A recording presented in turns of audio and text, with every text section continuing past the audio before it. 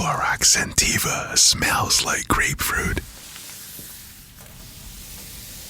Cleans like Clorox. And feels like...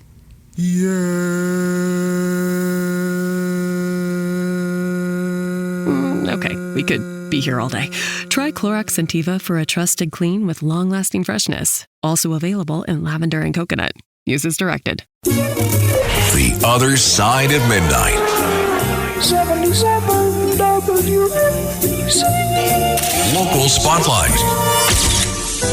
Good morrow, everyone. This is The Other Side of Midnight on 77 WABC. I'm Frank Morano. First, let me begin by thanking you for the stellar ratings that we enjoyed in the most recent book. Now, obviously, November, because of the election and all the excitement surrounding the election, was going to be a good month for WABC, and it certainly was. The whole station just did boffo numbers. I think we did a 4.8 station-wide, top-rated AM station in all of New York. But I want to give a special thank you to the listeners of this program because we were once again number one, all formats, AM, FM, in almost every demographic. Listeners, over the age of 6, listeners over the age of 18, listeners over the age of 35, listeners over the age of 55. We killed it ratings-wise. So that either means there's nothing else good to listen to, or for some reason we have developed a very loyal audience. I think it's probably the latter. So I want to thank you for being such great listeners to this show, for listening so frequently and so often. We couldn't do this without you. And obviously, I have to thank John Katzimatidis, who was great to see at the turkey giveaway yesterday. I don't really get to see him that much these days, but for giving me this opportunity. It's obviously the opportunity of a lifetime, and I'm glad people are responding to the unique brand of radio that we're doing. All right, couple of quick updates on the mayor's race. There was some speculation that our colleague and my friend, Governor David Paterson, may actually run for mayor. You remember Sid Rosenberg asked me about this a week or two ago, and I told them I didn't see any way that it happened. And sure enough, it looks like that is not happening. Governor Paterson made an endorsement in the mayor's race yesterday, and it was very interesting because he did not endorse his old friend and colleague Eric Adams. Instead, he endorsed one of the lesser-known candidates, attorney Jim Walden. Jim Walden is launching his mayoral campaign, launched it officially yesterday, with a Brooklyn rally and a high-profile chief campaign strategist, former Governor David Paterson. Now, this is a paid position, but Paterson's hire represents a major defection because Paterson had endorsed Adams in the final days of the 2021 primary, and he had lent his name to Adams' legal defense fundraising efforts after the federal investigation went public last year. He's also complained about crime and disorder in his regular appearances on Cats and in the Morning. So I think it's very interesting that Governor Paterson is working for and backing Jim Walden, who I think actually could be a pretty formidable candidate, particularly if there's a nonpartisan special election. We'll see. Beam me up! To be continued. ChatGPT Plus is free for college students through May. Here's the thing. You've got a lot to do between now and then. Studying for finals, writing papers, trying to keep your life on track, and ChatGPT can help with all of it. It can quiz you for your econ exam, make a study guide from your French notes, plan out your meals and study breaks. It can get really specific on how you like to learn. It can even help you come up with ways to stop procrastinating. So from now until summer break, take advantage of all the ways ChatGPT can make your life easier. Restrictions apply. The Other Side of Midnight. 77 WABC. Local Spotlight. Good morrow, everyone. This is The Other Side of Midnight on 77 WABC. I'm Frank Morano. You know, confidence is a great thing in politics and in life. In fact, it's essential. But there's a fine line between confidence and overreach. And that's where Michael Blake finds himself as he launches a campaign for mayor of New York City today, while simultaneously eyeing the job of chairing the Democratic National Committee. Yes, you heard that right. He's running for 2 monumental jobs at the same time. Now, Michael Blake isn't a stranger to politics. He's a former New York State Assembly member, a DNC vice chair, and he even worked on Barack Obama's 2008 campaign. But his track record in electoral politics has been, let's say, less than stellar. His most recent citywide run was for public advocate in 2019, where he finished a distant fourth. Not exactly a springboard to Gracie Mansion, and yet here he is, presenting himself as the leader New York City needs, while also pitching himself as the savior of the Democratic Party nationally. Blake's dual candidacies tell us something important about his priorities. Does he really want either job or just want to be relevant? Running for mayor is no small task. It requires focus, a deep understanding of local issues, and a serious commitment to the grueling work of campaigning. The same goes for leading the DNC, a role that requires intense national coordination, fundraising, and strategizing. The idea that one person can do both at once is absurd. Being mayor of New York City is one of the most demanding jobs in the country. John Lindsay used to call it the second toughest job in America. And being DNC chair isn't that far behind. Comparing it to Adriano Espaillat serving in Congress while chairing the Congressional Hispanic Caucus is a laughable stretch. Those roles aren't even in the same league as what Blake is proposing. Even his campaign messaging seems to lack traction. His recent social media post declaring NYC, DNC, a new day is coming, failed to gain any buzz. Did you hear anybody talking about it? I didn't. 0 reposts in 3 days. For someone who touts his national connections and political savvy, that's a bad look. Let's be honest. Blake's resume isn't exactly screaming mayor material. Yes, he passed a bipartisan bill speeding up government payments to contractors. Yes, he's proposing some solid ideas like middle-class tax breaks and universal child care. But these are hardly the accomplishments of someone ready to run a city as complex and challenging as New York. And while he claims to be a moderate with progressive policy successes, his endorsement of Maya Wiley, one of the most left-wing candidates in 2021, raises questions about where he truly stands. I don't know about you, but I don't think Michael Blake is ready to be mayor or DNC chair. Beam me up! To be continued. Morning decisions. A creamy mocha frappuccino drink? A sweet vanilla? Maybe a smooth caramel? Or that white chocolate mocha? Whichever you choose, delicious coffee awaits. Start your day with bottled Starbucks Frappuccino drinks. Pick up a bottle near you wherever you buy your groceries. The Other Side of Midnight. 77 WABC.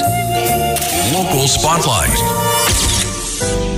When it comes to protecting children online, State Senator Andrew Guinardis has stepped up with a proposal that's sure to spark debate.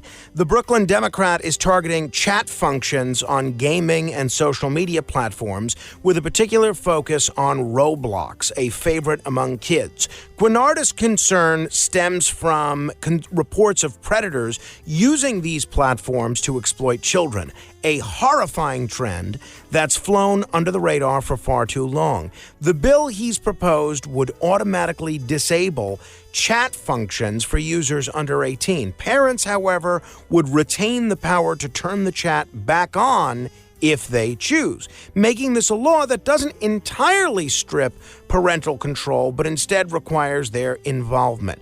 For users under 13, the bill goes even further, allowing parents to monitor their child's list of approved friends. Additionally, any financial transactions linked to a minor's account would need parental approval. The legislation builds on previous measures aimed at protecting children online, such as shielding the data of minors and disabling algorithmic feeds that critics say promote addictive behaviors. Naturally, social media companies and their lobbyists are crying foul, arguing that such regulations could infringe on free speech. But this time, Guinardis is tackling an issue that goes straight to the heart of parental concerns, keeping kids safe in digital spaces. Now, I am usually not a fan of government interference in free speech or how parents choose to raise their kids. But this bill, it's a little different. It strikes me as a potential win-win. On the one hand, it puts some much-needed brakes on the corporate assault on our children. Companies designing platforms that seem to prioritize profit over safety. On the other hand, it ensures that parents retain a say in what their kids can do online. In my neighborhood, several of my neighbors have boys who are absolutely obsessed with Roblox. And let's face it, these kids are often more tech-savvy than their parents. The bill, at the very least, could make parents more aware of what their children are doing in these digital playgrounds. No law is perfect, including this one, and there will undoubtedly be challenges in enforcing these measures. But the idea of giving parents tools, not mandates, to better protect their kids, that feels like a step in the right direction. Whether this legislation makes it through or not, it's sparking an important conversation about the balance between innovation, free speech, and child safety, and that's a debate worth having. I am looking forward to seeing where this goes from here. Beam me up! To be continued. Home means something different to everyone. But with Rocket Mortgage, home can mean even more. It can mean a college education, taming your high-interest debt, even a renovation. We've made it easier than ever to use your home equity. That home you worked so hard for, now it can work hard for you. Call 800-4ROCKET or visit rocket.com to find out more. Rocket Mortgage, LLC, licensed in all 50 states. NMLSconsumeraccess.org, number 3030. The Other Side of Midnight. 77 WABC. Local Spotlight. When the idea of public campaign financing was first introduced, it sounded noble. Level the playing field, encourage grassroots support, reduce the influence of big money in politics. But the reality? It's become a Pandora's box of fraud and abuse. The latest example, Assembly candidate Dow Yin. Federal prosecutors and the FBI are investigating Dow Yin for allegedly using fake donors and forged signatures to secure over $162,000 in taxpayer-funded matching campaign funds. According to reports, more than 24 supposed donors said they never gave a dime, and some claim their signatures were forged.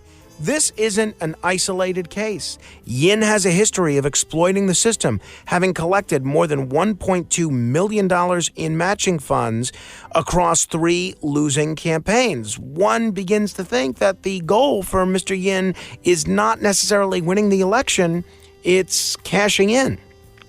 Let that sink in. Over $1 million of taxpayer money handed to a perennial candidate who garnered just 6% of the vote in his latest race. And this isn't unique to him.